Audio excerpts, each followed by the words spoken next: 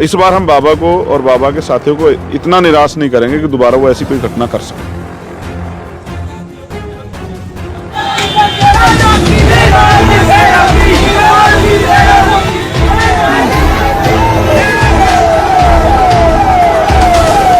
देखिए, सरकार जो मुखिया हैं वो जब जाके चरण वंदन होते हैं बाबा के, तो बाबा को भी एहसास है, बाबा के चेले चपाटों को भी उनका कुछ हो नहीं सकता। मगर फायरिंग की, अगर वो फायरिंग किसी के लग गई होती तो हाथ धो के बैठ गया होता, और अभी तक पकड़ धक्कड़ नहीं हुई, क्योंकि वो कल के जो भिखारी थे आज के करोड़पति हैं। रोका भीम आर्मी के लोग, समझाया, वरना उस बाबा को जो अपने आप को अहंकारी और ताकतवर समझा, उसका इलाज करते हैं। छोटे महाराज कहलाते हैं। छोटे महाराज को बड़े महाराज बना देते हैं हमारे लोग। आम आदमी होके क्या हम वो नहीं गाना बजाना नहीं कर सकते अपने घर पे?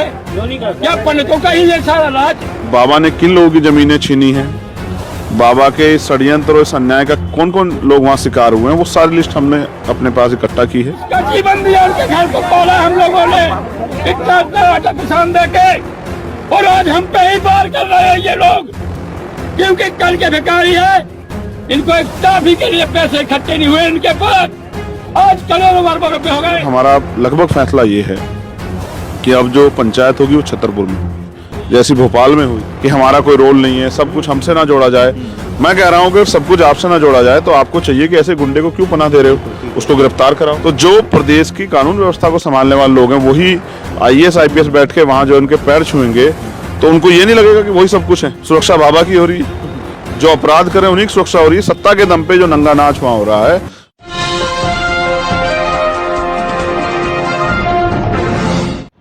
साथियों नमस्कार, मैं हूं नीरज पटेल और आप देख रहे हैं नेशनल जनमत।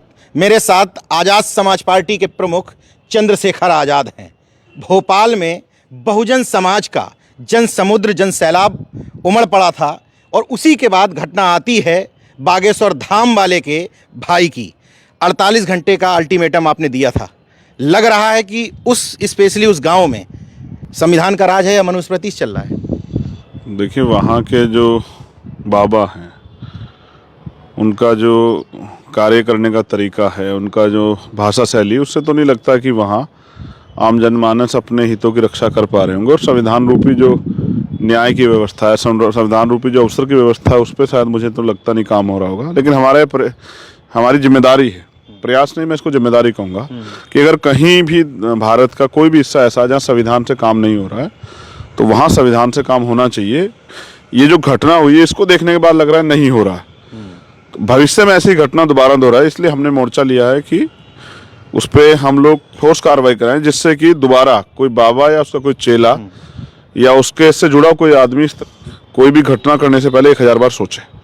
आप सोचिए कि SC ST एक्ट लग जाता है, पुलिस आज भी कह रही कि जांच करवा रहे हैं, वीडियो में सब कुछ दिख रहा है, पिस्तौल लहराई जा रही, हवाई फायरिंग हो रही, SP कह रहा है कि पिस्तौल पता नहीं अभी है कि नहीं थी, टॉस थी, क्या थी। तो देखिए, सरकार के जो मुखिया हैं वो जब जाके चरण वंदन होते हैं बाबा के, तो बाबा को भी एहसास है, और बाबा के चेले चपाटों को भी उनका कुछ हो नहीं सकता। मगर उनको ये एहसास नहीं, हमारे जैसे लोग भी हैं जो उस लोकतंत्र और संविधान की रक्षा और न्याय के सिद्धांत को लागू कराने के लिए संघर्ष करने के लिए तैयार हैं। मेरा ऐसा मानना है कि अगर आपको याद हो, मैं इससे भी बड़ा एक और ताकतवर व्यक्ति आपको याद दिलाता हूँ, आसाराम इनसे भी बड़े थे। देश के प्रधानमंत्री उनके पैर छूते थे, उनके पक्ष में बड़े बड़े भाषण देते थे। बीजेपी के बहुत बड़े बड़े नेता, गृह मंत्री, डिफेंस मिनिस्टर, तमाम लोग जो हैं उनके पैर छूते थे, बड़े बड़े वादे, और कई चीफ मिनिस्टर भी। लेकिन बाद में क्या हुआ कि जब कानून के शिकंजे में फंसे तो जेल गए। अभी तक जेल के पीछे जो है सलाखों में जो है दिन गुजार रहे हैं। कि आप 48 घंटे का समय दिया था, एक पर्याप्त समय कि आप उसको गिरफ्तार करो, सारे एविडेंस है, सब कुछ है। पीड़ित परिवार भी डरा हुआ है, बार बार बयान बदल रहा है, इसका मतलब उन पर दबाव दिया जा रहा है। कल तक वो गिरफ्तार नहीं होंगे तो प्रदेश कमेटी फैसला लेगी, और हमारा लगभग फैसला ये है कि अब जो पंचायत होगी वो छतरपुर में होगी। अच्छा। क्योंकि बाबा ने किन लोगों की जमीनें छीनी हैं, बाबा के षड्यंत्र और इस अन्याय का कौन कौन लोग वहाँ शिकार हुए हैं, वो सारी लिस्ट हमने अपने पास इकट्ठा की है। और एक बहुजन पंचायत जो है, जैसी भोपाल में हुई थी, दलित पिछड़ा आदिवासी की एक पंचायत, अल्पसंख्यकों की एक पंचायत जो है वो छतरपुर में होगी। और क्योंकि मैं आँख से आँख मिला के बात करता हूँ, मैं ना खुद भागूंगा ना बाबा को भागने का मौका दूंगा। तो बाबा ने एक स्टेटमेंट जारी किया, देखिए दबाव तो है, कि हमारा कोई रोल नहीं है, सब कुछ हमसे ना जोड़ा जाए।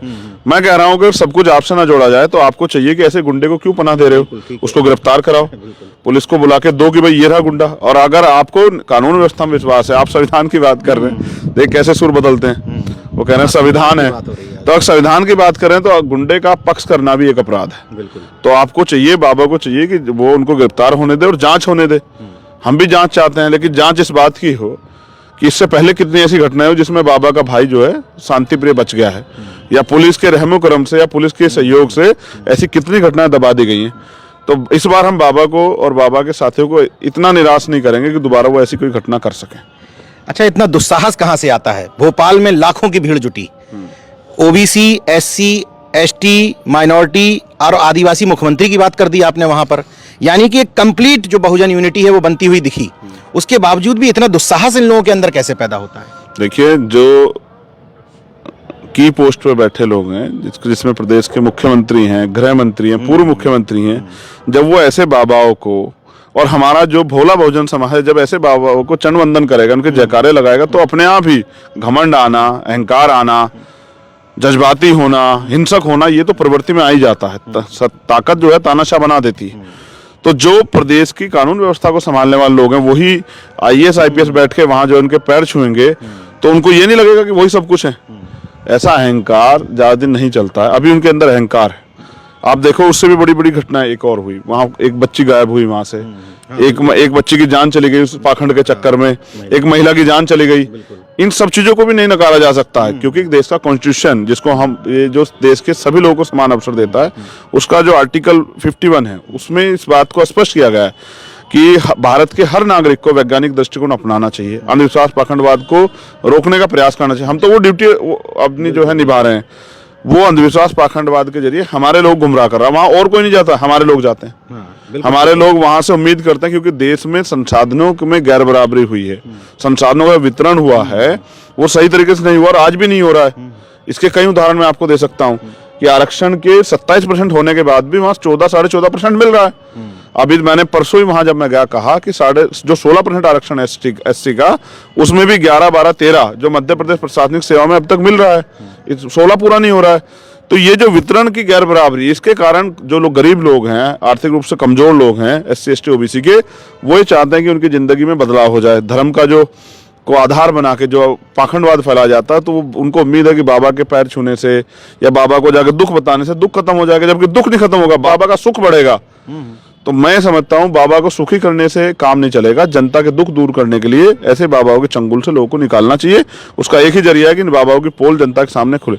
जिसको ये खुद बाबा को ये नहीं पता, जो सबके पर्चे देख लेता है, भविष्य देख लेता है, उस बाबा को नहीं पता था कि उसका भाई क्या अपराध कर रहा है, जो अपने भाई को नहीं रोक रहा। मैं समझता हूँ कि ठीक है, वो अपराध बाबा ने नहीं किया, उनके भाई ने किया है, लेकिन आप तो पहले ही सबको देख लेते हो, अपने घर में नहीं देख पा रहे हो कि आपका भाई जेल जाने की स्थिति में आ गया है, और आप बात कर रहे हो जोड़ने की। वहीं वो बाबा का भाई इतने बड़े समाज को, अहिरवार समाज को अपमानित कर रहा है, माँ बहन की गालियां दे रहा है, सीधे सीधे बिल्कुल पीट रहा है, खाने की टेबल पे लात मार दे रहा है, और कह रहा है कि वो पिस्टल से जो है फायर कर रहा है, और वो उस बच्ची को मारने की धमकी दे रहा है, इसकी शादी है। मैंने कहा कि मैंने रोका भीम आर्मी के लोगों को, समझाया ये ठीक नहीं है, हम संविधान को मानने वाले लोग हैं, वरना उस बाबा को का वो जो चेला आपको अहंकारी और ताकत समझा, उसका इलाज करते हैं। छोटे महाराज कहलाता है वो। हाँ, उस छोटे महाराज को बड़े महाराज बना देते हैं हमारे लोग। लेकिन मैंने रोका उनको कि नहीं, ये ठीक नहीं है। जब हम संविधान में भरोसा रखते हैं तो हमें कानूनी कार्रवाई करनी चाहिए। और मुकदमा नहीं दर्ज हो था, हमारी टीम जाके मुकदमा दर्ज कराई, तब उनमें बल आया।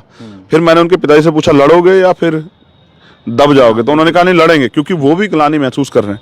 मुझे तो ये डर है कि गिरफ्तारी में देर होने के कारण हो सकता है उसको परिवार कोई गलत कदम ना उठा ले। जितना अपमान वो परिवार महसूस कर रहा है, समाज, हो सकता है वो कोई इस तरह का आत्मघाती कदम उठा ले, किसी की जान माल का नुकसान हो जाए। भी चश्मदीद हैं, स्पष्ट कह रहे हैं कि मेरी जान को खतरा है। बिल्कुल, लेकिन बताइए सुरक्षा किसको दी गई है? सुरक्षा बाबा की हो रही है। जो अपराध करें उन्हीं की सुरक्षा हो रही है। सत्ता के दम पे जो नंगा नाच वहां हो रहा है, उसी के लिए हमने तय किया कि बाबा का तो चलो चल रहा है, लेकिन हमारे लोगों पे तो वहाँ पक्के मकान भी नहीं है नीरज भाई। मैं भी गया, मैंने देखा, जब किशन लाल यादव बागरी हमारे साथी जो आंदोलन में आए थे, उनकी जिनकी डेथ हुई, मैं जब उनके घर गया तो मैंने देखा उनका उस वहाँ पे बड़े पैमाने पे SC ST BC के जो मकान हैं उन लोगों पे पक्के मकान भी नहीं है। आज़ाद हुए में 75 साल से ज़्यादा हो गए हैं। तो इसका मतलब आज भी हमारी समस्या लोगों की नज़रों में समस्या नहीं है।